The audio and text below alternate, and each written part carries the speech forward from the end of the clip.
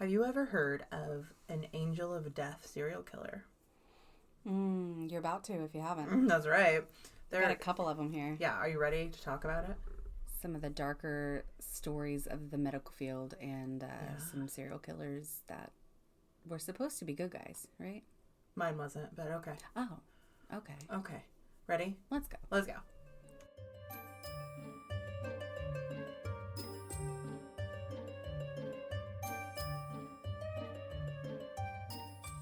Hello, I'm Ash. And I'm Lynn. And this is Only If You Can Keep Up.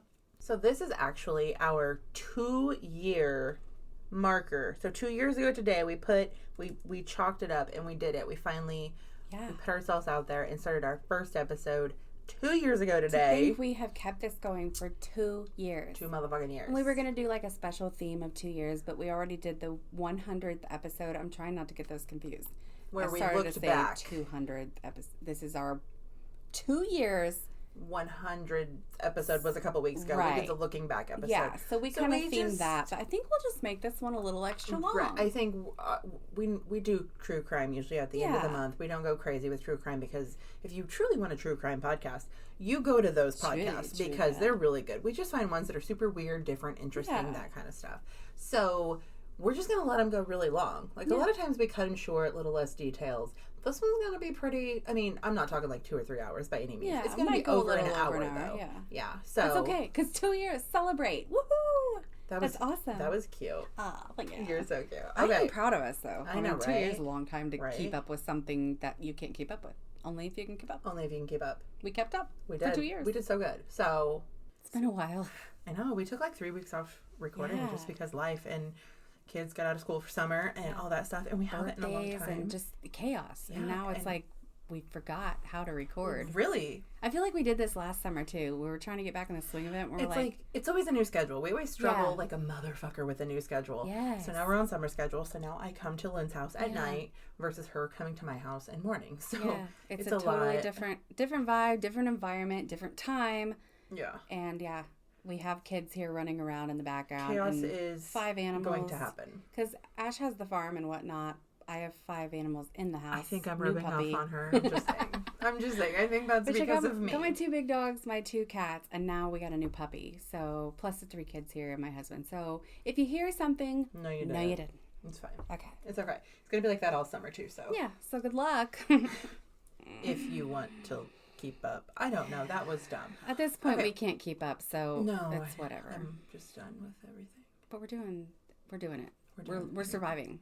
Unlike these victims in these stories here. Good segue. It's not funny. Sorry, it's not funny. Okay, so an angel of death is technically like a serial killer that gets its name because they kill people because they think they're helping people. Yeah. They're helping them to pass on. They lived a horrible life. I'm going to kill you so you can pass on. You'll have a better experience in the afterlife, whatever. Like taking them out of their physical misery. Exactly. Letting them move on. The misery away. 90% of the angel of death killers are in the medical field. Yeah. It's somebody who's a doctor, a nurse, anything who has access to patients that are easily killed, like a simple dose of medication or a simple change in the chart or something along those lines. We're talking most of the time like euthanasia, mercy killing type of things. Like, let's help them, take their pain away, help them move on. We're talking Kevorkian type of stuff. And sometimes, I know this is a very controversial thing because depending on if you believe in euthanasia and that type of stuff being okay, and in some cases I can see why. But these guys, I think, took it a little too far, right? Oh, yeah, definitely. Just a little bit. Well, mine wasn't like that. He was just a piece of shit. So, there's that. Yeah. So, okay. My guy's name is Charles Cullen, and he was dubbed as the Angel of Death. So was yours, though. So there's so many of them. Like, if you just type in Angel of Death, serial killers, there's probably at least 694. Yeah, I was really, surprised how many stories there were. Because if you think about it, it's just an easy way to be a serial killer. Yeah. It's like a cop-out. Like, you know what I mean? Like, all the work that Dahmer did versus... Right. That sounds horrible, but do you see my point? Like, it's just... And I was thinking it would mostly be, like mostly nurses or assistants, things like that, people who could get a little easier access. But a lot of them were physicians, were actual doctors. Yeah, a lot of them are. Mine was not. Mine was a wasn't nurse. Either, but I okay. saw a lot that were. His name was Charles Cullen. I'm sorry, his name is Charles Cullen. Oh, he's still alive. Yes, ma'am, wow. Still alive. He was born February 22nd, 1960 in West Orange, New Jersey. Okay. So we're going to the Jersey. I didn't say that. The Jizzy? I tried to say it right, and it came out so wrong. Jazzy? Okay. I don't know. He was the youngest of 8 children in his family. So he was the baby. Yeah. He grew up Irish Catholic. Okay. It seemed like that was so important when I was doing research, but nothing ever said anything about religion later on. So cool. Good for him. When he was 7 months old, his father died. And he was a good dad. He wasn't one of the shitty ones who abused the children and all of that shit. He was a good dad. He died very suddenly. And his mother, like, lost her shit. Like, we had to have that many kids on your own. She was a good mom. Like, but she struggled, obviously, financially and mentally to raise these children on her own. She had to get a job because she didn't work before. Right. She had to, could you imagine, legit, the stress? 8 kids on your own. 8 children. When you're used to having help. And your youngest is 7 months old. You know what I'm saying? Like, no. He was very, very, very, very, very, very close with his mother. Like, an unusual amount of closeness. Not like, I love my mommy. Like, I love my mommy kind of closeness. Okay. He actually described her as the only person on the planet that he ever connected to.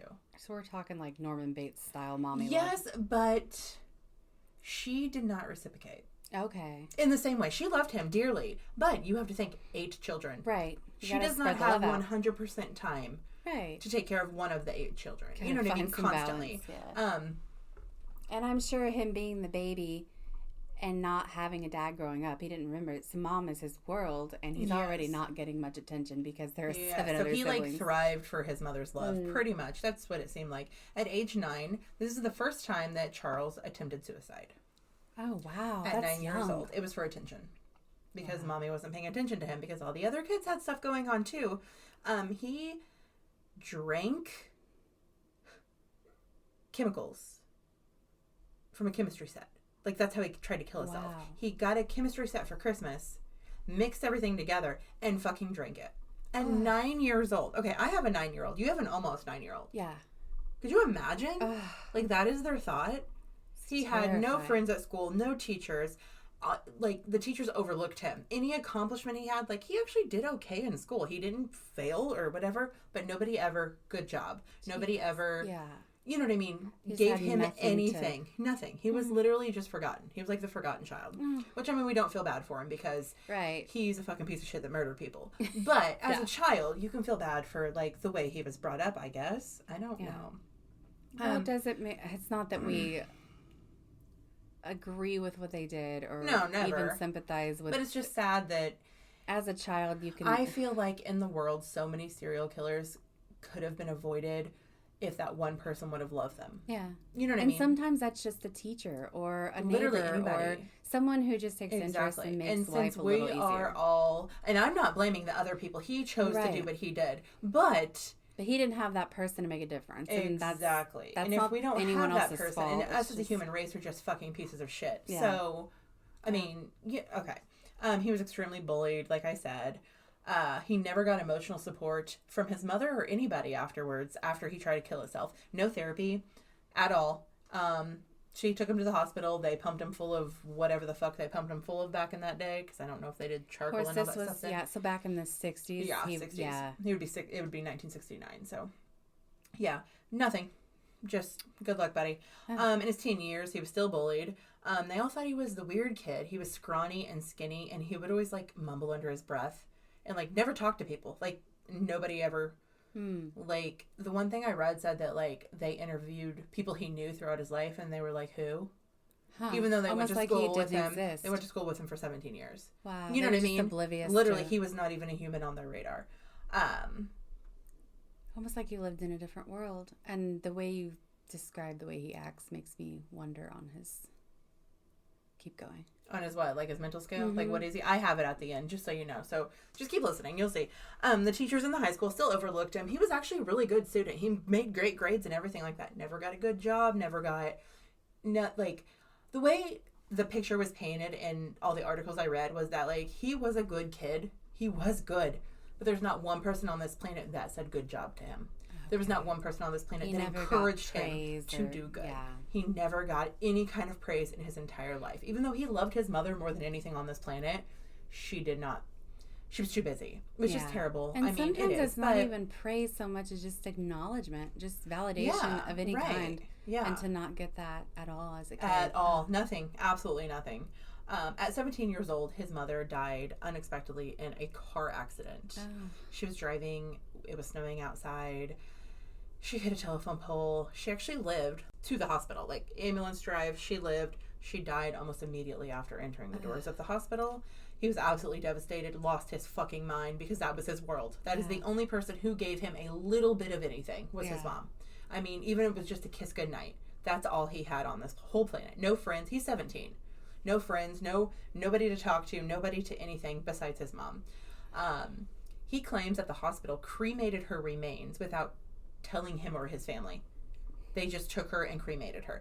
I don't know if this was kind of like a, you're 17, you don't get to make this decision kind of thing. Like another family member made this decision and didn't tell him. Right, maybe an older sibling. Because I don't see the hospital taking a body and cremating it. But this is also the 60s, so no, actually 70s now. They would surely contact the next of kin. Yes, and one of his siblings said... He felt betrayed because he thought the hospital took her. Okay. And cremated her. Yeah. He felt robbed at the chance that he never got to say goodbye. Yeah. He actually said that they just got rid of her like she was nothing. They didn't even tell me. I never got to see her again. So I'm sure you got to think of a tight relationship. The only person who has ever shown you anything on this planet, and she's just literally ripped from you. Yeah. There's no goodbye. There's no seeing her body. He's still, a 17-year still a child, and it sounds like he's less mature than most 17-year-olds already. Yes. That's a lot. Yeah. He became completely withdrawn from everything. He attempted suicide a couple times. Still no help. Nobody. They just send him back home. This motherfucker literally attempts suicide like 39 times. Jeez. And I'm not kidding. I'll tell some of the ways he did. Like the most... He never once meant to kill himself. Anyway, we'll get onto it. He did try a couple more times. This started his hatred for hospitals and the medical profession. Because of what happened to his hospital. The doctors never confronted him. They never told him what was going on. But honestly, he's the youngest of 8 children. If there was no other family involved, which there was never anything about aunts, uncles, grandma, grandparents, nothing like that, I would assume the oldest child, which is way older than him, would have the say. Yeah. So why he was mad at the medical professionals and not his brother or sister, I don't know. I don't understand that, but it almost sounds like there's no communication between the siblings, and you would think out of that many, at least one of them would have. Yeah, well, he don't live there anymore after this. He leaves. Okay. He goes and lives in some crappy ass apartment. Whatever. He drops out of high school because he couldn't. He could not function. He could not live. He did get his GED though almost immediately. The next year, he joined the Navy. He thought a chance to get away from this bullshit. You know what I mean? I don't want to be where my mother lived. I don't want to be in this area, this place. So he joins the Navy. Cool. I mean, at least he's trying. Like, he does seem like he's trying. In the Navy, he was bullied by the other sailors. They all said he was very odd and always made off-the-wall comments. Always. Like, constantly. He would dress in surgical scrubs. And for absolutely no reason. He would pretend to be the doctor or the medic. He wasn't actually a medic. He was in the fucking Navy. He would literally come out of his little area. Yeah. Actually, at this point, he was working in a submarine. So he was in a submarine, and he would come out of his little quarters, dressed in doctor's clothes, and pretend to be the doctor. Yeah, I've already diagnosed him. He would pretend to be the doctor to the person who he'd been working alongside forever. And, fully just, not as a joke. Like he was there in it. He would get in trouble for it every single time. He'd just do it again a couple days later. It's just like he would... I don't know. In the Navy, that's not something you want to fuck around with. He then began to attempt suicide in the most fucking bizarre of ways. Okay, the first thing he did was he locked himself into the missile compartment of the submarine. Jeez. And said, I'm going to blow her up. They got him out, said, yeah, I don't think you should work in the submarines anymore. So they put him back on land. He's back on land. Still in the Navy, though. At that point, he's just a liability. We can't have you doing anything. Well, then he decided to ingest several chemicals mixed together for no fucking reason. Still, we're not going to help you, though. You're okay. Then he tried to kill himself. No, he self-harmed. They found the marks up and down his arm. You're fine. We're going to keep doing this. Okay. Then finally he decided to drink some battery acid. Good Lord. Okay. This time they decided maybe he should have a psychiatric evaluation. Maybe. I mean, there's something going on there. Like, maybe Obviously. we should, go check this out. All that came of that was they discharged him medically in 1984. They just said, you know what, you're not for the Navy. You're not a problem anymore. Right. We're not going to give you any kind of medication, though, or any kind of treatment at all. At all. There's your jersey. There you go. This is 1984. So, I mean, we're still in the 80s. Mental health is not really... Right. But still, motherfucker tried to commit suicide at least like 6 times already by the time he's... I don't even know now. And the fact that there is no one that's going to take interest and care. There's no one that's going to take it. And I don't think he ever learned that. I really don't think he did. He was just crying for some kind of... I do not think he ever actually meant to kill himself. He wanted somebody, needed somebody to fucking care about him. That was it. He needed another human on this planet to say, are you okay? Yeah. Can I help you? And nobody ever fucking did. His entire life, nobody did. After returning home, he actually enrolled in the Mountainside Hospital School of Nursing. Even though he hated the medical field. Well, he did it for a reason. He graduated in 1986 at the very top of his class. One of the best ones. Same boy. Same thing there. Everybody hated he was bullied at the medical school. He was weird. He was quiet. You're a fucking grown-ass person at this point. Like, who's bullying you? Yeah. Well, this is the 80s, so... I guess we were different. But if he's got going on what I'm thinking, I'm sure I've met one person that I can think of that acted similarly to this, and he ended up being a murderer as well. And I'm wondering...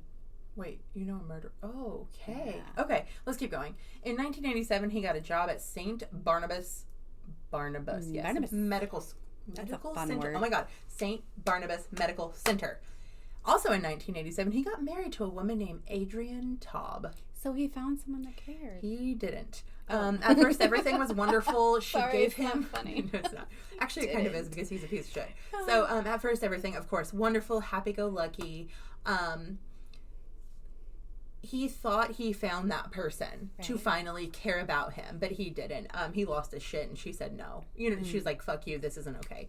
By the end of the first year they were married, she was already pregnant with her first child. They ended up having 2 daughters back-to-back together. Everything seemed okay during pregnancy and all that. Like, she would notice... That was a door closing in the background, I promise. It wasn't anything spooky. She would notice little simple things about the way he tried to control her.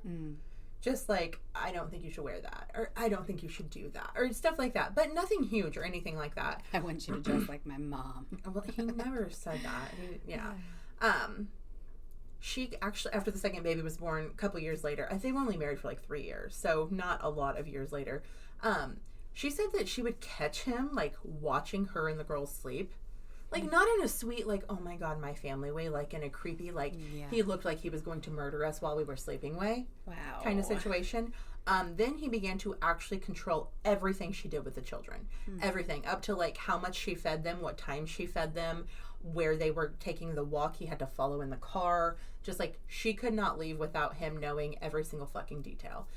He actually poisoned their family dog from the medications he stole from work. Wow. Okay. So this is where my sympathy, empathy, compassion has to shift. I've got to forget. So you were like, oh my God, this poor guy. I told you he's a piece of shit. Don't worry. He then burned his daughter's school books in a fit of rage. Jesus. Like preschool books. Yeah. So he went from like self-destruction to now he is taking it out on his loved ones. He found his wife found a stockpile of drugs that he had stolen from work. And she had no idea what he was going to do with him. She was fucking terrified because he's already poisoned the family dog. What could happen next? She had no idea what he was going to do with him at all. She was starting to get worried. At this point, he's just spiraling out of control. Literally. He actually did... She talked to him about it, and I guess I don't know exactly how it went down because there was a couple different ways it went down. He had to get another psychiatric evaluation during their marriage during this time. I'd say so. Because of all the things. I don't know if she went to a doctor or the police. Different articles had different things, but they did evaluate him again. He's fine. He stayed for 24 hours and they let him go. Soon after that, in 1993, she got full custody. They got divorced and she got full custody of the girls and she moved the fuck far away as she could to get away from him. And he did have to pay child support. So he was working at St. Barnabas, and during this time he was doing the things he was doing. He was doing the murders during this time. I just wanted to add the marriage in here. Okay. So he would go kill someone at work and come home and lose his shit on them. Like, that's how it was working out. It's like he wasn't getting it out enough already. He had to... Literally, I have no idea. It's fucking weird. Okay, the very first murder was in 1988. So that was a year after they got married. The year I was born. That is the year he killed John W. Yingo Sr. Okay. He was a respected New Jersey Superior Court judge. Oh. So he wasn't just Bill off the street. He was a fucking judge. Like, he was a bigwig. You know what I mean? John was admitted to the hospital for what should have been a routine medical procedure. Nothing huge, nothing severe, nothing of any kind of major trauma should have happened. You know what I mean? Cullen was actually working night shift. He only worked night shift this entire time. Every time I talk about him, night shift, only night shift, and he injected a lethal dose. Oh my gosh, I looked up how to say this and I already forgot, and I wrote it down and I still forgot. Digoxin. Yeah, digoxin. This is a heart medication. Yeah. Okay. He shoved that right into his IV bag. Gave that to him. That easy. A fucking lethal dose. Like, not just a little bit. He died instantly. Yeah. Coded, no more instant death. Everyone, of course, was baffled that old John died. Yeah, how did this happen? But then they also, this was a tragic event. Okay, this is 1988. Shit that happened weird like that, people literally chalked it up to, we don't understand. He must have had a heart attack. Literally. It went unnoticed because we didn't look into shit. Yeah. That was considered a natural cause. Yeah. That was considered a death that just happens because it just happens sometimes. They're probably not going to push for autopsy. Literally. They're probably not going to ask questions. They're just like, exactly. Oh, wow. We didn't monitor this kind of stuff. We didn't track medication errors back then. We didn't do anything like that. The hospital didn't conduct any investigations. They said, John died. Oh my goodness. Like, that was it. That's it. Later on, after he was caught, he described this exact murder as the moment he realized he could kill anyone without suspicion. Especially this murder right here. This is the first one he ever did. Literally. The job he had, working so close. Yeah. And then being pretty much unsupervised with the night shift. Yeah. I mean. Okay, so for the next 5 years, he did the same thing to at least 11 more patients at this exact hospital. In 1992, the staff began to notice an unusual number of deaths. Always when he was working, somebody would suddenly die. They started to question things. Like, not in a big way, but like, weren't you here the other day like, when Mrs. Pinky died? Oh, and then you were here the other day when Mr. Smith died. Like, just people chit-chatting in the hallways, kind of noticing. And then they'd probably just chalk it up to, people die in their sleep. Yeah. So. Well, he also had this fetish with intentionally inserting himself into emergency situations. So, like, if you're going to say something else. No. Okay. If Sarah would code, he would be there. He would want to be the one clear shock. He wanted to be there at the moment of life or death.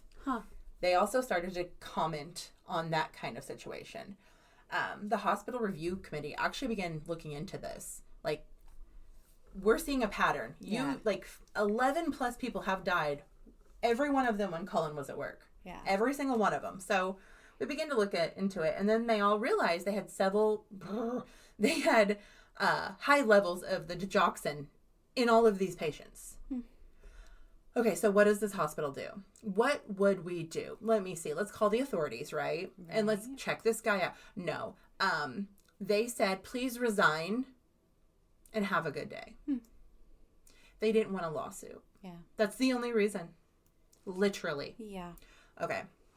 2 weeks later, he went to work at Warren Hospital in Phillipsburg, New Jersey. At this hospital, an elderly patient actually told her family that a strange man came into her room at night and injected her directly into her arm with something, and afterwards she felt very sick and dizzy. They all said, it's okay, Mom, it's okay, Grandma. They thought she was confused. She had dementia, all of that stuff. She died a couple hours later. Another lady was admitted for a non-life-threatening condition and did not say the condition it was. She was stable, awesome. There was no sign of death at all. And then she just died right after he walked out of the room. How many times? He was actually seen leaving her room before she coded. She had very high levels of digoxin in her system also. And none of these people are prescribed this. So why the fuck are we not like, red flag, red flag? No, we're not at all. This goes on for 7 more fucking facilities. I'm not kidding. Wow. And let's keep going. Some of them would code with no warning signs whatsoever. Some would become lethargic. Some would not die. Some would just get sicker and then get better. It's like he was playing, trying to see what he could do. Yeah. How much will kill him? How much will keep him alive? All of these things. Some people would completely just go unresponsive and never wake up again. Like it was just some of them were put into a comas from this. Some would just die instantly. Like, it is insane. I don't know.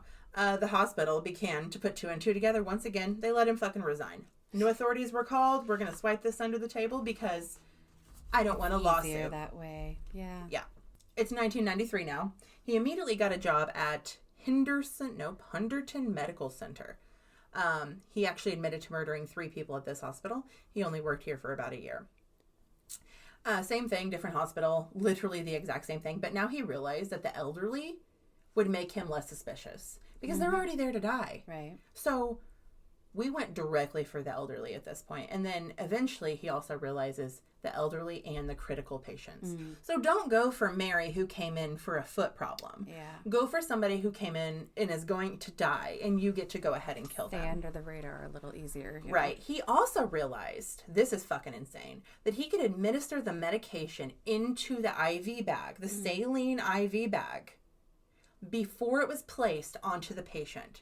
So say I am Charles, I put that in, but you hook up her IV bag. You killed her, not him. Yeah. So now he's less detectable. Yeah.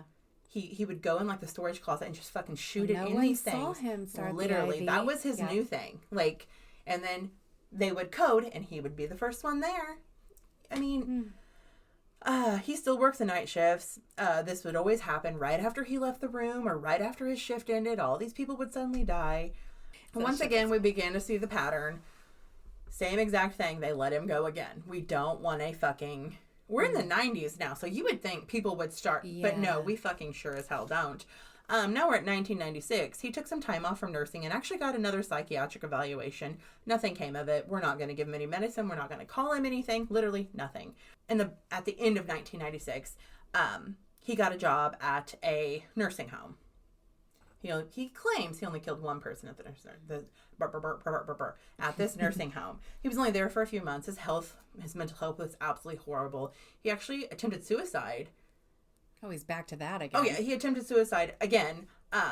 But he still kept up with poisoning his fushing patients. He still so he was killing his patients and going home and then trying to kill himself. I think maybe he was trying to punish himself. Maybe? For punishing people, but it doesn't really seem like that. No. I just don't think he knew how to fucking survive as a human anymore, so he's like, I'm already going to hell, let's just keep fucking killing all these old people. It's almost like he was horrible. Just looking for something to live for, like some and kind there was of high, nothing. Some kind of... Right. The hospital, or this nursing home, noticed shit's going on. He claims he only killed 1 at this place. I'm wondering if he's just made a lot of people sick. I don't really know. I just also want to say there was never 1 legal complaint against him at this time. Nothing. Ever. Nothing. All these hospitals that nothing. He still had a clean medical license. He was still able to practice medicine at a 100% capacity. When he would go to these new jobs, he would completely fuck his resume. It wasn't exact. It was always something was slightly off where the number wouldn't work and you couldn't contact these people, or you know what I mean. So it's like as hiring a healthcare professional, he falsified his information to seem like this perfect princess. You know what I mean? His co-workers at every single one of these places all said he was weird and kept to himself, but it was never anything to alert the authorities about. You know what I mean? They all thought he was odd, and he loved death because he was always the first one when it coded at every single one of these places. That's what they all said. They loved it. So his next job was also another nursing home. It was more relaxed nursing home. If you think about the difference in a nursing home and a hospital, I worked at a nursing home for 6 or 7 years. It is more relaxed. Yeah. You're not stared at constantly. You're not watched. You go in, you take care of these patients by yourself 90% of the time. One-on-one. So, this is his new ground. You know what I mean? No more supervision right on your back. You don't have doctor walking in the room or another person because 90% of the time, you're under fucking staffed. Yeah. You know what I mean? Here he began to experiment I'm going to start putting the medication in a feeding tube. I'm going to use other drugs besides the digoxin. I'm going to just... Yeah. This guy's fucked. Like, he is fucking insane, dude. He poisoned at least one here by giving them a fatal dose of insulin. Now we're going for insulin, okay? Several more murders could have actually taken place here because the nursing home deaths don't investigate at all, period. They just say grandma died. That's it, and it's over. One nurse noticed that patients under his care would suddenly decline for no reason at all. She actually reported him. They fired him. But they didn't tell anybody about it. So he did get reported here, but still, claim medical license. No authorities were called. No doc on his little thing. So where are we at now? You said the 90s. So he's been doing this for a while. Yeah, very long time. Okay. The next place was Eaton Hospital. He only worked here for about a month. He confessed to killing one patient with his favorite drug, an elderly man. But this time the staff immediately, like, hey, buddy, we need to talk to you because this was weird, and he ran away. But they never reported it. That's not so special. No. Next was Lee Valley Hospital. He worked here from 98 to 2002. He admitted to killing at least 6 people here. Same story as the other places. Let's load him up and go. He always focused on the elder. Oh my God, I gotta slow down. The elderly or the critically ill still. None of them had a reason to be on the drugs that were in their system, but we're still not fucking questioning it. We're still not going there. He was becoming more reckless and unstable. He was actually hospitalized for psychiatric treatment twice while he worked here. Like he so he's finally. We're starting to break. We're starting to I can't take my life anymore.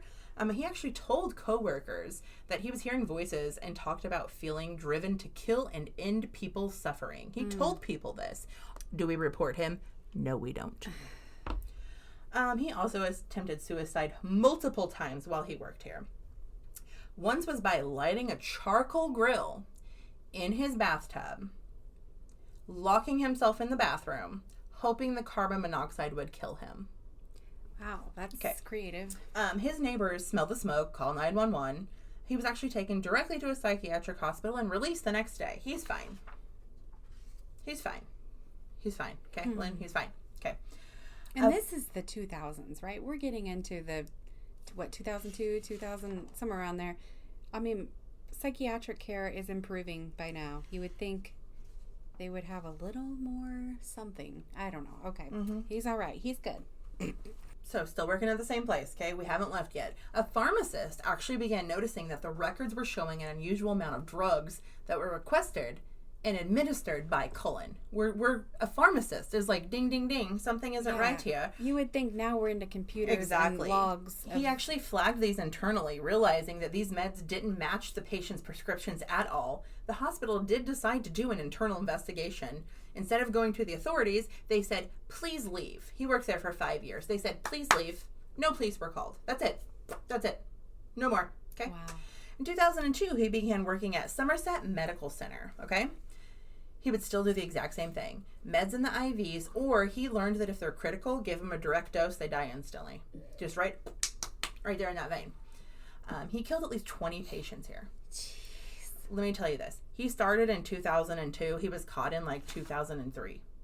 So he went from killing 1 or 2 in a year to killing 20 in a month. Or, you get what I mean. 1 or 2 in 5 years to 20 in a year. He escalated 100%. In 2003, Kelly Jean Coate, she was a nurse that worked with him at the Somerset place. She began to notice strange patterns, all these things. The patients would die whenever he was available, all of that. She actually reported him to the hospital management, but nothing was done. People are trying, but not hard enough, I feel, at this point. The hospital decided not to launch an investigation, of course, but in July of 2003, same year, the hospital began to actually notice these things. I think what it was is this Kelly Jean kind of put it on their radar, and they're like, we'll observe without telling. Because later that year, they actually decided to really watch him, and they finally fucking do. Yeah. You'd think they realized we're getting into security cameras, things like 2003. that. 2003. We're in the 2000s. This started in, what was it, the 80s? Yeah. We're in the fucking 2000s, okay? They noticed that he was accessing rooms and the records of patients that he was not assigned to. Like, why are you coming out of Bill's room? You're not assigned to Bill. Those kind of things. The computerized drug dispensing system cabinets. Okay, do you know what these are? Yeah. Okay, they're the cabinets in the hallway at the hospital. The nurses use them. Actually, we call them at the nursing home a nurse's cart. They drug them around everywhere with them, and it had everybody's medicine right there in a convenient little thing. She had a key, which he would have a key. Okay. He would actually, like, request medications, like, and then cancel it real quick. And then do it again, and then cancel it. So he was learning how to try to hack the computers. Exactly. Now, well, he did or at essentially least hack the system. What he would do. Okay, I talk about that more. In July, the executive director of the New Jersey Poison Information and Education System, say that 5 times fast. They alerted Somerset that at least 4 suspicious deaths were overdoses and said that they had an employee killing patients. You need to look into your shit. So, the New Jersey Poison Information and Education System called the hospital and said, someone's killing your people. Yeah. Literally. There's too much digoxin going on around here. Digoxin, whatever. They didn't act immediately. They continued their investigating. This is all under the scenes, okay? Not too long after that, Amy Lowern, I hope I'm saying that right. She's a sweet lady.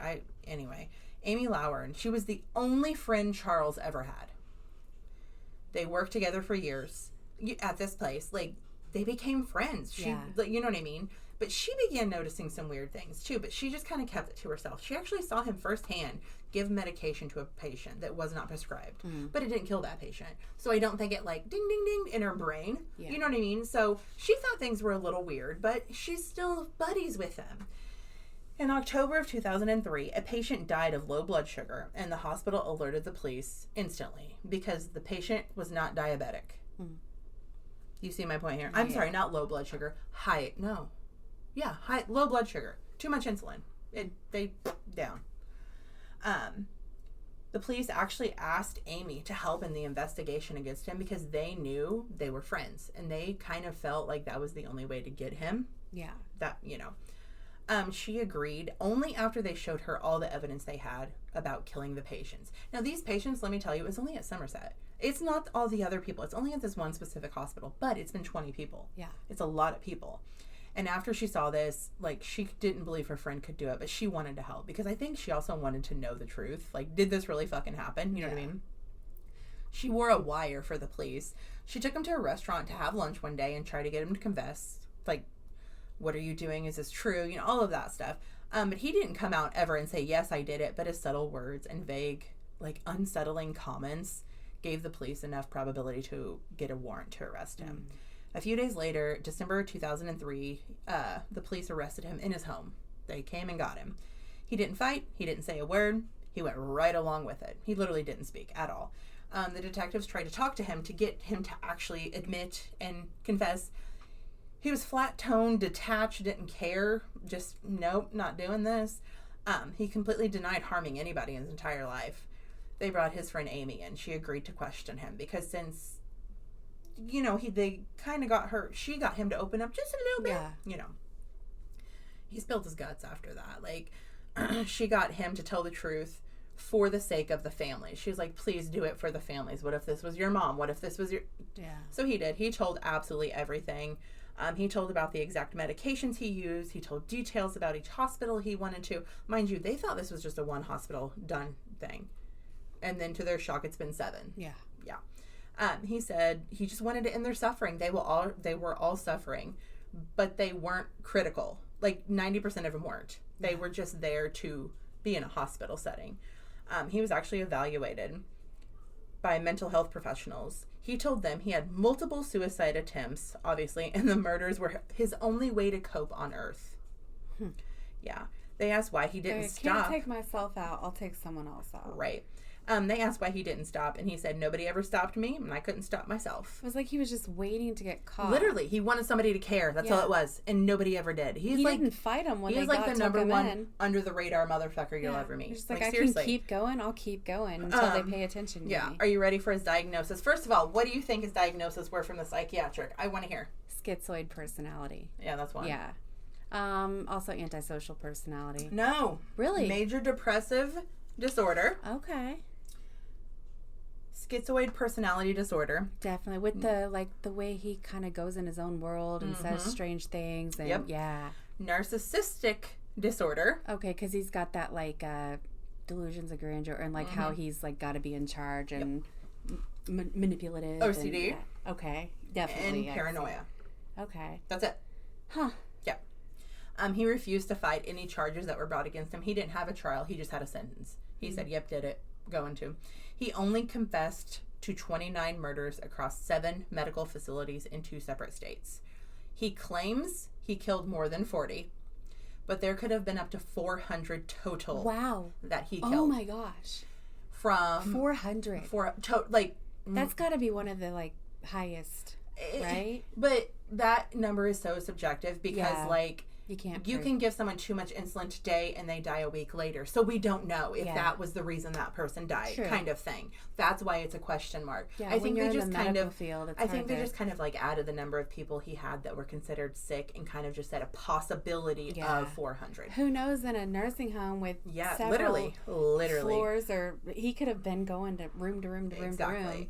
While he was in court, there was no emotion, did not care. He was irritated to be there. He was very sarcastic towards the judge. I would think antisocial would have to be the psychotic type of stuff, that wasn't one of his things. So I mean, maybe if they redid him today, it would be, because this was in 2003. Yeah, that's true. So, he told the judge he was ignored for years. Nobody tried to stop me, so I kept going. Literally. That's literally all I can think of, is that if someone would have tried earlier, he would have stopped.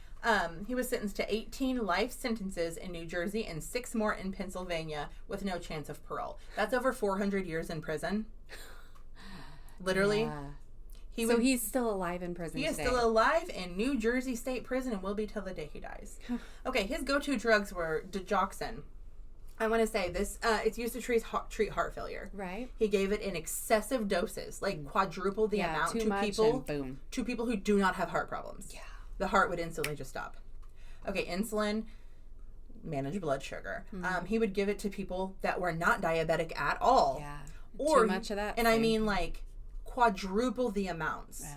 So you would have no blood sugar. I mean, that's exaggeration, but you know what I mean? You're going to drop it so fucking low, you're going to die. That's what he would do. Or he would give it to a diabetic in massive amount, even more than he would give a non-diabetic. It literally drops your blood sugar down. So, to kill them, literally. I'm going to butcher this one, okay? Verapamil. Verapamil is used to lower your blood pressure.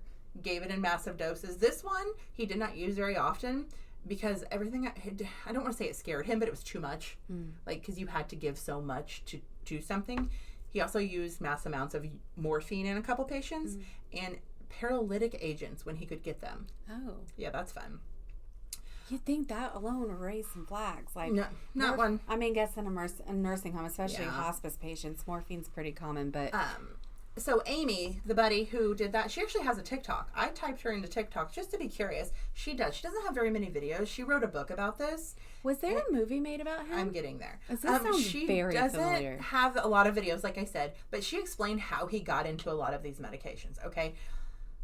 In the carts that I was talking about, so say Lynn wants a Tylenol. Tylenol is right fucking next to digoxin. So you type it in for Tylenol, but take out the digoxin. Yeah. It's that easy. Now I just administered my drug and nobody knows. Yeah. Because there's no chart saying I did that. And who's doing the counts? I mean... there is no counts. Right. You know what I mean? We Most just of the time in a small nursing home like that, you're not... Exactly. She said that the creator of these carts, after this, came to her and said, what can we do to not let this happen again? Yeah. So they sat down with suggestions, because she's been a nurse for 20, 30 years. Yeah. You know what I mean? She's not older, but you know what I mean? She's been in the nursing community forever. And they sat down and they came up with a way that now all things that aren't Tylenol are fucking locked. And you can't get to them unless you are a fucking doctor, pretty much. You know what I mean? You've got to be head nurse to open that drawer. That kind of stuff. I know when I worked at the nursing home, that's how it was. Yeah. We had, the nurses had their carts with their normal everyday medications on it. But then if you needed a big bag boy drug, you had to have, your head the DON usually, or whoever's... go in with you and had to watch you get it out. It was a situation. There's also a Netflix movie. Yes, it's called The Good Nurse. Yes, I swear. Yes. I thought this sounded so familiar. I'm like, I have watched this movie, or maybe I saw it a while ago. Yeah, it's not brand new. It's been several years ago. Yeah. There's also.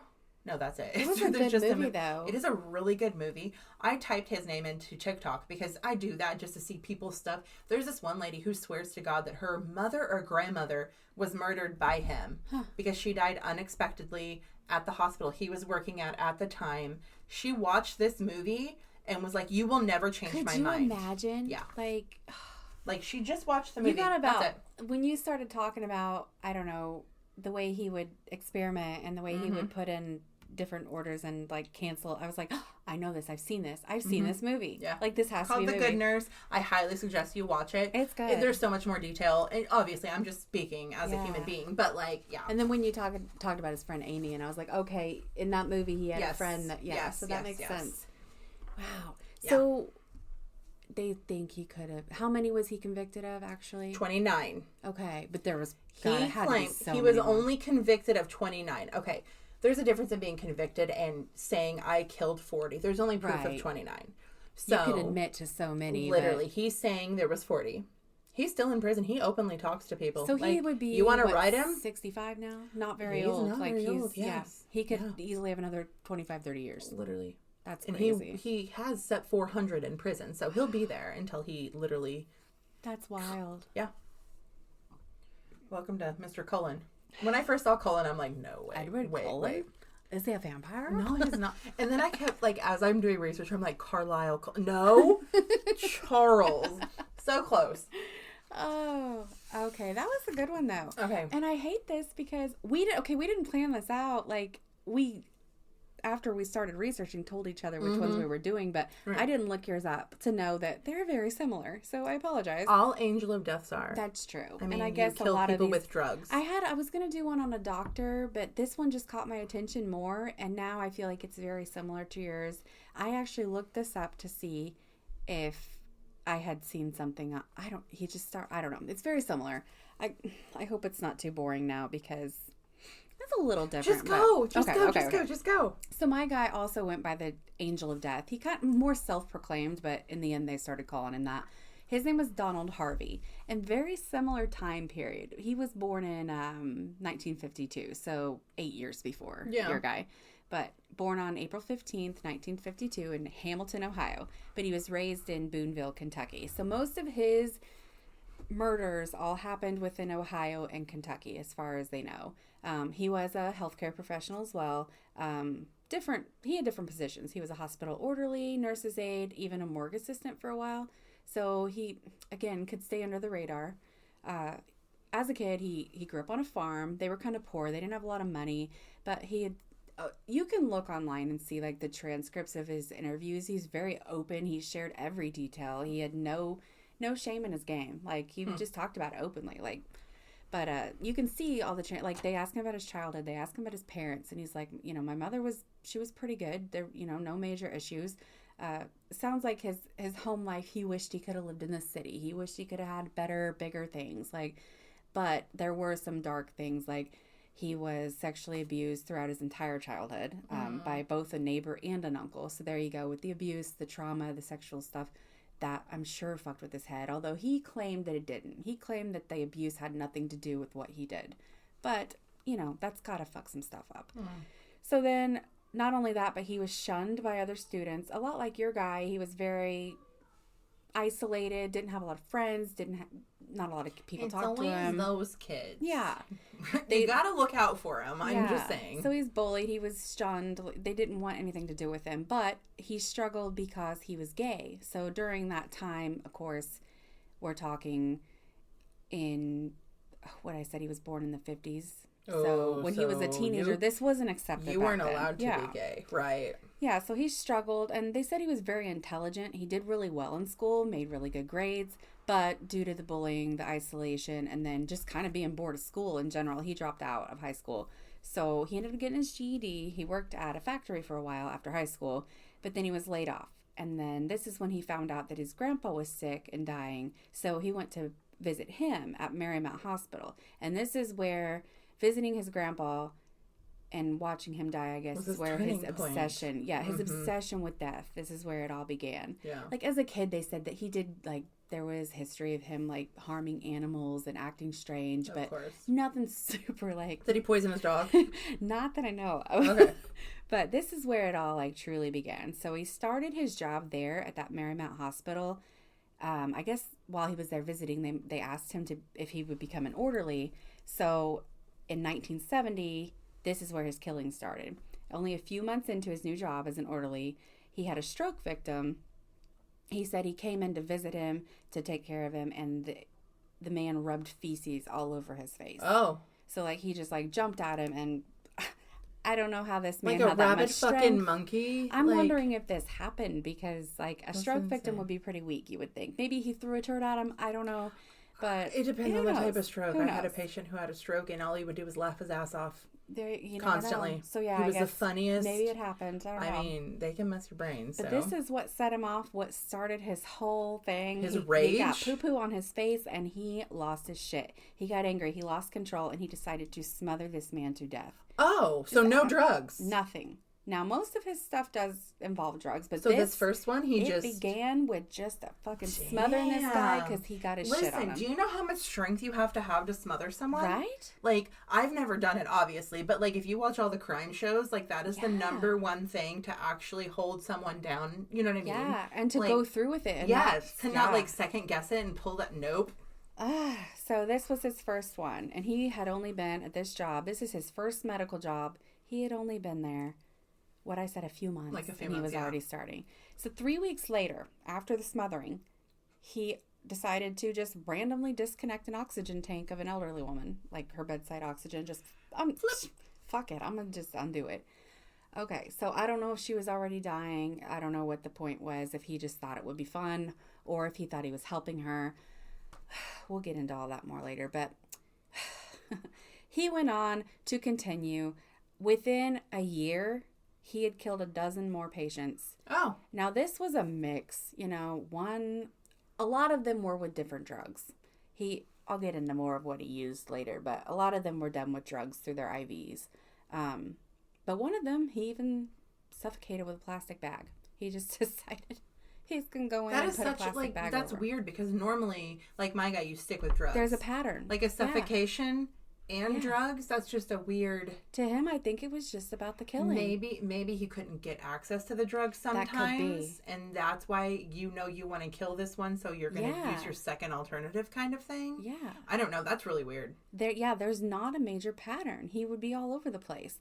A lot of them were drugs, suffocation, pulling oxygen, things like that. But yeah, we had the plastic bag. We had the guy that he just decided to smother. That there was one. I'll get into I keep getting ahead of myself. Okay, so now we're in 1971. Okay. He has a moment where he's just losing control because he's dealing with he's really unstable as it is. He's intoxicated. He's been taken into custody for a connection to like a burglary. Ended up pleading guilty to like a petty theft. At this time, he rambled on to the authorities about the murders.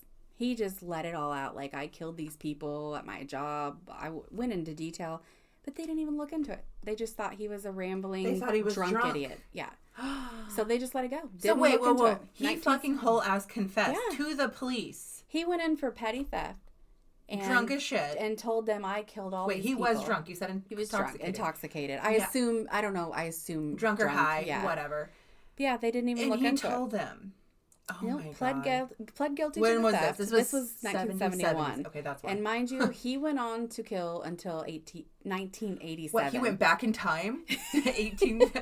I'm joking. So for 17 years, he continued to kill. Mm-hmm. So this is just the very beginning. And he's like, again, like looking for, hey, listen to me. Look what I'm doing. Like he just needed someone to listen. Like, I'm killing these people. Pay attention to me. And nobody's listening. Nobody cares. If someone says they killed someone, I'm sorry, but they probably did. It doesn't matter if they're intoxicated or not. Like, look, even if they didn't do it, even if they didn't actually do it and they said they did, there's obviously something wrong. Wouldn't it be better to like just look into that and like maybe feel dumb for looking into it versus like not looking into it? And because if nothing else, let a murderer go for 17 fucking years. Okay, I'm sorry. Keep going. Yeah. So it kept going on. So he pled guilty. Okay, he served, I guess, under a year in prison for the petty theft. Right. Okay. But was discharged in 1972. Okay. Okay. This time he became, this is when he became Slow down. severely depressed. There you go. And he also tried to commit suicide. I wonder multiple times. if these guys were like brothers. Like if my guy knew your guy, or maybe he like looked at your guy because like what? Yeah. Maybe this is common with a lot of these though. Maybe. Keep going. And we're talking, okay, so they both were active in the 70s and 80s. Mm-hmm. Like, I wonder, well, there wouldn't have been. These are different parts Ohio and New Jersey. Yeah, so very far apart. There's no TikTok. Yeah, we don't have social media. They're not aware absolutely. of. So it's not like he's trying to copy your guy. Right. Which is very similar. Mm-hmm. So, yeah, he's depressed. Multiple attempts of suicide. I read that one, like, I think he tried to catch his apartment on fire or with something. A barbecue girl? Right. I heard that and I was trying not to say, my guy tried to kill himself too with fire. But my guy's first murder was in 1988. Oh, okay. So this guy had just finished when he started. Okay. So, okay. So, yeah, we're here. Where are we now? 1972. You said he was suicidal. Suicidal. Okay. Yeah. He was actually admitted to the Veterans Administration Medical Center in Lexington, Kentucky. So again, this guy tried to get himself straight. He went to the military. He joined, I believe his was the Army. This is so fucking weird that it's like the same thing. Yeah. Yeah. Navy. No, Air Force. Sorry, I may have said that. He joined the Air Force. Went to the air, mine went to the sea. But anyway, keep discharged going. because of mental. So many. Yeah. Yeah. So he admitted to Veterans Administration Medical Center. Okay. He was released that October, but then he quickly found work. So he found work, mind you. Who hires medical professionals? We didn't look into out of that. We don't look into that. We're in the 70s and 80s. We don't look at that. Because now you would do a psych evaluation 100%. Of nothing else. So he found work at Cardinal Hill Hospital and Good Samaritan Hospital. He was working simultaneously at both. 2 places. Yeah, 2 different jobs. He loved his work, so he worked as much as he could. He stayed there until 1974. Mind you, he would ask for extra work. He would stay extra shifts. That alone, I know people can love their jobs and want extra money, but he was obsessed with his jobs from what it sounded like. During his confessions, he actually said that he was able to control his urges during this time until 1975. So it was when he began working night shifts, just like your guy. Again, they're under the radar. They're undetected. I feel like this was just a thing.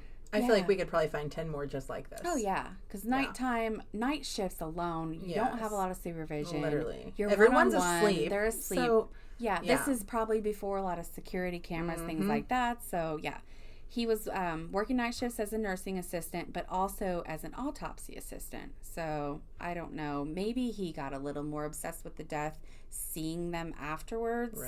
Ooh, what will they catch? What can they, what is it going to look like afterwards? I don't know. But he got a lot more into it, it seems like. But yeah, no supervision. He could pretty much do where the fuck he wanted. Nobody's watching him. So over the next 10 years, he continued to do his thing. But he's kind of slow. At the same places? It sounds like he was... Okay. Yeah, I didn't see another job in between there. Okay. So he must have stayed at those places. Yeah, he killed 15 more patients that they know of during those 10 years. No one knew, had no idea. They even, it was a similar situation. They started noticing his strange behavior and that he was, doing weird things. So the security guards actually asked to search his bags one night. He had a gym bag that he'd carry around with him. And so leaving work one night, they asked to search his bag. They found a pistol, hypodermic needles, surgical scissors, gloves, a cocaine spoon, and various occult books. I have a question. What the fuck's a cocaine spoon?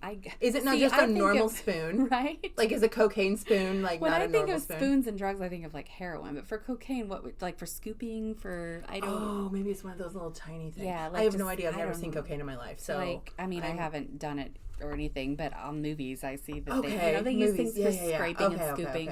So maybe they're like, oh, this is concerning. I reboot my question. Reboot? But so the security guards, I guess they asked him, and they said, same thing, we'd like for you to resign, and if you don't resign, we'll probably have to fire you. Because of what was in his bag? Yeah, because, he brought if nothing else, he brought a pistol to work, and he had, all these weird things. And then the occult books probably set him off, too. Oh, yeah, because we're in the fucking 70s, so he was evidently really into the occult, and was getting into it more because he was dating a guy that was really into it. So he started learning more about it. He had books all over his house. Wait, he was dating a guy? Yeah, because he is gay, right. I don't remember and he does have, like, multiple, remember I'd said when he was little, he was shunned and, like, bullied because, Gotcha. And during that time, that was not my bad. Cool. That was me not 100% listening, I guess. But yeah, he would study medical journals. He'd get really into, like, the details of it all. And one article even mentioned how he would...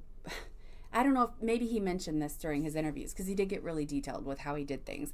But he would place a skull beside a burning candle at home while he was, like, planning. And he would read a list of names and look into the flames flicker to determine who would die. So this to me sounds like flame scrying. Human skull?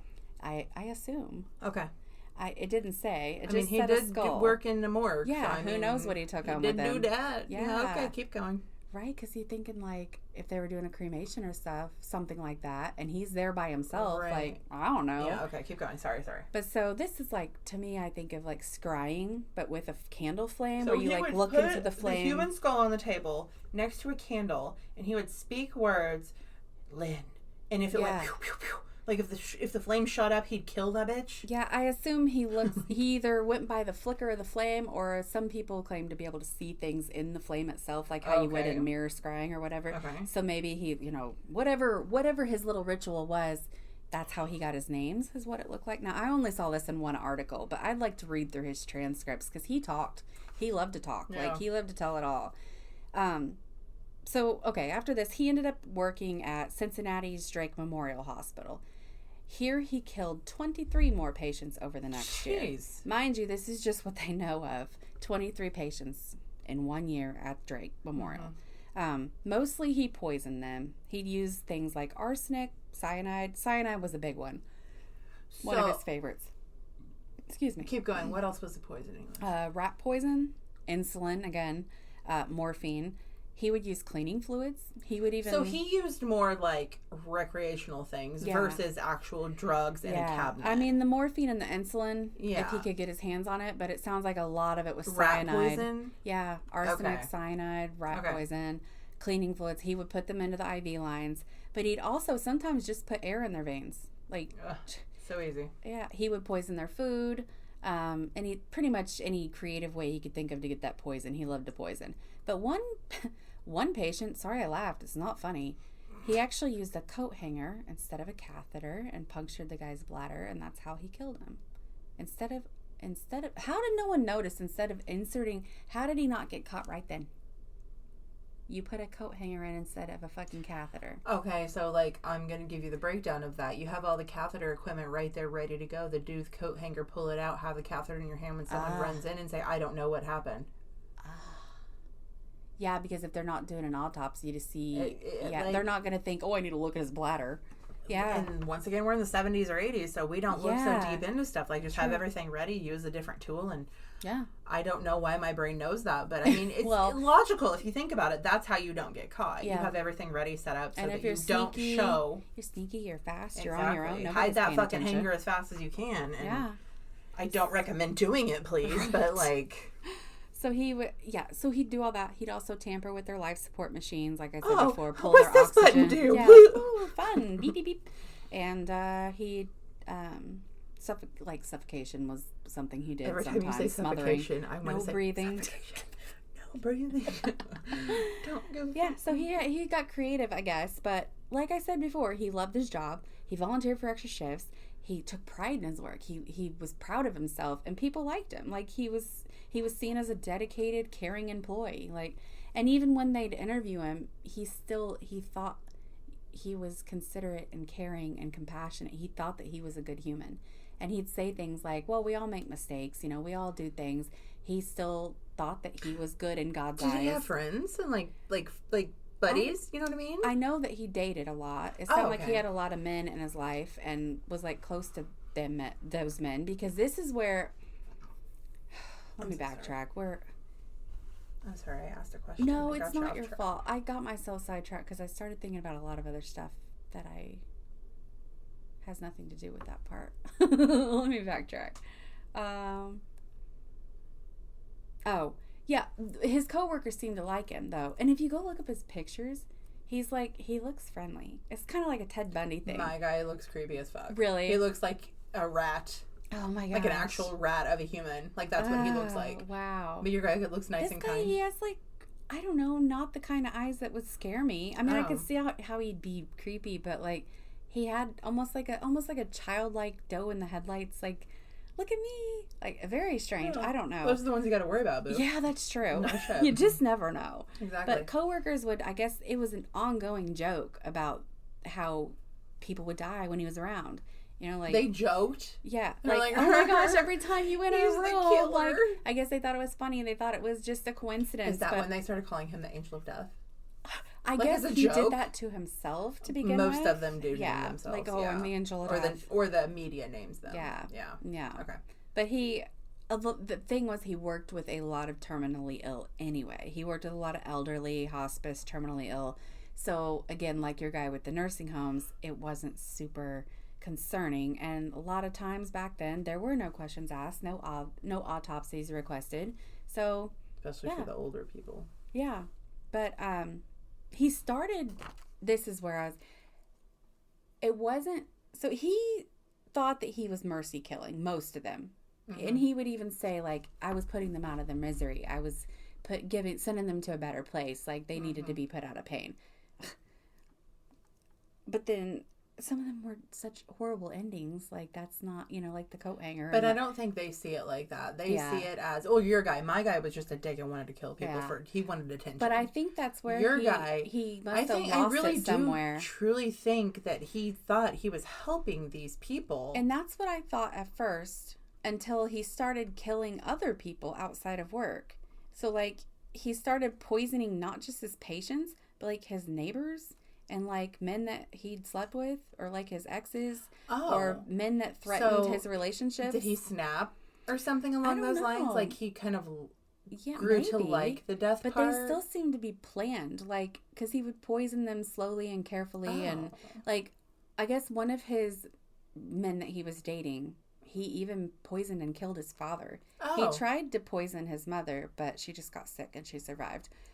And one of them, he thought he was cheating, so I think he poisoned him as well. Well, maybe he's like, I now have the power to kill him. Yeah, like, maybe he's kind of turning to a god complex kind of that's thing. exactly what happened. Right, the god complex, for sure. Kicked in. He started realizing, like, I have control. Over life and death, so... But yeah, in the interviews and stuff, he still thought... He'd said something like, we all have some regrets. And, like, there were some that he said he would take back. But that he knows that they weren't all mercy killings. But that was... But he seemed sane when he was talking. Like, he didn't come off as, like he was having psychosis or something like that. He seemed to know exactly what he did, recall all the memories. Angel of Death is like a key term, like, people use. Yeah. Like, it's a term you use for when you talk about, like, people. euthanasia, so that is what he is. And we're talking, like, Dr. Kevorkian and stuff like that, like, when you're putting people out of their misery, okay, this guy definitely took it too far. Well, you have to think, this guy was killing patients to mercy killing them. Yeah. They're dying. So maybe somewhere in his head, he got it mixed up that, like, even his boyfriend's dad, I'm going to mercy kill you because you won't let your son do this, and I feel like your life would be better. Yeah, where the lines just got blurred. Exactly. His lines went from strict to like, oh, well, he's like this, so it'd be okay. And then he probably also got, because he had this, like, strict, almost, they didn't say OCD, but a strict need to control things. Yeah. And I wonder if just that threat to his relationship, like, if they didn't prove if they're, being together, or this guy was threatening that, he might cheat on me, or anything to protect his, I don't know. So maybe his lines just got blurred there, but at least he wasn't, like, stabbing. It's not okay that he killed them, but at least it wasn't like gruesome and gory. It was whatever. Honestly, I'll take gruesome and gory. But yeah, he had, like I said, multiple methods, but he would prepare them, like, carefully. Like I said, he carried his tools around. But it seemed to be more based on, like, his mood or the circumstance, which kind of suggests more of a thrill rather than mercy. I think it probably started with mercy and ended with thrill. Yeah, that's what it sounds like. 100%. But it seems like the motivation was a little different depending on the circumstances. Yeah. But I think that's how it started. Yeah. I don't think he started with intentions of being a bad person, although his first one was done more out of rage than anything. I don't know. I think he's just fucked up. How about that? Yeah, he's fucked up. Okay. But he did kill more than what did I say? I can't count over those last years, but we know that altogether he admitted to 24 of them, right? But he was officially convicted of 37. This is between Ohio and Kentucky. But they think that he actually committed at least 80. Some sources said closer to 100. So not as many as your guy, but mine weren't. That was just question mark. Yeah. 400. And he had detailed journals of everything. So I'm thinking a lot of these were actually recorded. So he may have had more than that. Yeah. Some of them may have just been off the wall. But it sounds like he was very premeditated and calculated in his killings. I want to say he has OCD. Yeah, that's what I thought too. I thought for sure. And I tried to find. So, first of all, he was...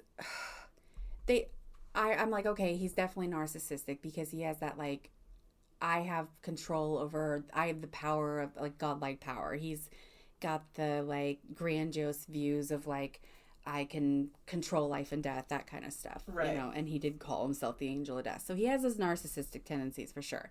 And I read that he could have possibly had narcissism, like narcissistic personality, but it wasn't like shown exactly. They do think that he maybe had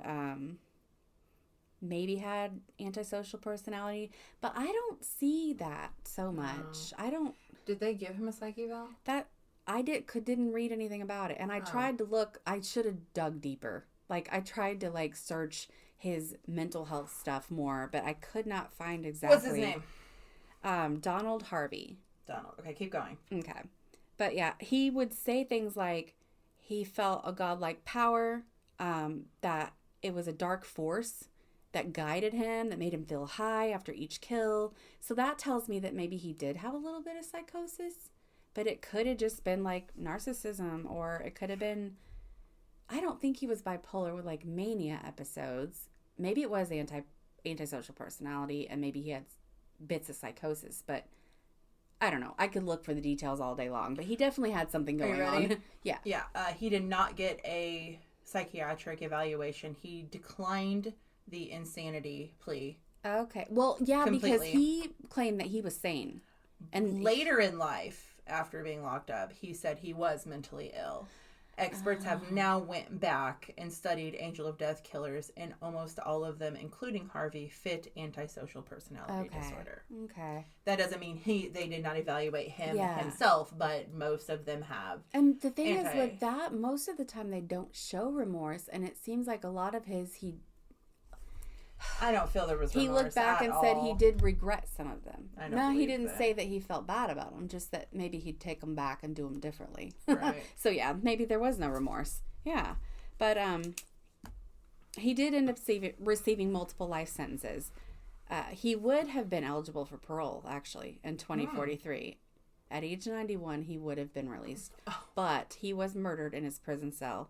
Oh, so bad. I know. In 2017, his cellmate beat him to death. Good for him. Yeah. So, I mean, yeah, I'd say there was lack of remorse. I don't even, you can regret something and not feel remorse. So, yeah, I think, but yeah. Especially when you go from like mercy killing, I feel like there would be some kind of remorse in the mercy killing. Yeah. But when you start killing your boyfriend and their family, that's no longer, you're not regretful. Like you're doing that on a mission. Right. So yeah, the lines were blurred, and I wonder, because his obsession for control, like that's more than OCD. Like that, there's almost like and it could be the narcissism. Like with the narcissistic personality, he could have just needed like everything to line up to his like God complex or whatever. Yeah. So I mean, and we could look for a diagnosis all day long, and it just comes down to he fucking lost his mind, obviously. And people who like are mentally ill can come off as sane all the time. They can pass psych evaluations. Have you not seen the shows about all the serial killers? And I guess there were some shows, movies, books based on him too. I'd have to look to see what they were exactly, but I think there is some stuff about him as well, because I guess he's one of the bigger ones when it comes to the medical stuff, because he did have so many confirmed kills. But I don't know if I've seen anything with him in it, but it was kind of similar to yours, except that I don't think he was more similar than I thought it was going to be. Yeah, I don't think he was as ragey for the most part, but very similar. maybe next time we'll plan ahead and try to do totally different ones. I think we could do another medical one for sure. There are so many medical ones out there. There are so many crazy medical ones too. If you go and look, there's like actual whole TV shows based on the medical history, like Medical Murderers. I think it's what it's called. Yeah, something along those lines. I think there was an episode of something like that where they did just on him, and I was like, I didn't realize how many there were. Holy cow! Oh my god! Like it's enough. They have series, like multiple series about it. So So these two people are pieces of shit. They did the same thing pretty much. Yeah. I think they all kind of do. Angel of Deaths are kind of. They have a lot of common grounds. Yeah. Yeah. Okay, so if you need to get a hold of us for any rhyme or reason, you can do so at onlyifyoucankeepup@gmail.com. Thank you for sticking through this. I think this is our longest episode ever, by the way. How long is it? You'll see when I'm done. Okay. Okay. Love you. Bye. Bye.